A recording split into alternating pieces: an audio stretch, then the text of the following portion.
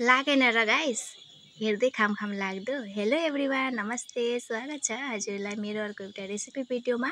आशा गर्छु सबैजना सन्चै हुनुहुन्छ होला र म पनि एकदमै सन्चै छु गाइस। देख्न सक्नुहुन्छ पहिले त मैले मुलालाई धोइ पखाली गएर सुकाएर यसरी लिएर आएको छु एउटा प्लेटमा। हेर्न सक्नुहुन्छ र यतिको सुकेको चाहिँ हुनुपर्छ है। अचारको लागि अहिले हाल्नलाई एकदमै रेडी भइसकेको छ र त्यसमा हाल्नको लागि रेडी गरेकी छु मैले यता धनिया, पाँचफोरन र तोरी। त्यसलाई भुटेर अहिले एक साइडमा राखिदिएँ।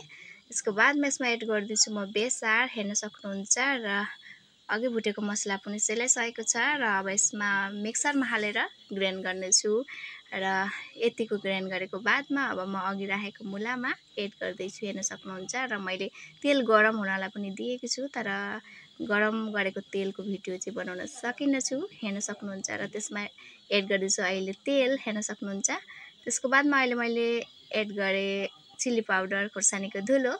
अब हेर्न सक्नुहुन्छ यो अचारलाई एकदमै मिक्स गर्ने, जति सक्दो मिक्स गर्नुहोस्। त्यसको बादमा यो अचार पनि खानलाई रेडी भइसकेको छ गाइस। 2-4 दिन राखेर अब यो अचार खान थाल्दा भइहाल्छ। र आजको यो रेसिपी भिडियो कस्तो के लाग्यो जरुर नबिर्सिनु होला। हस्।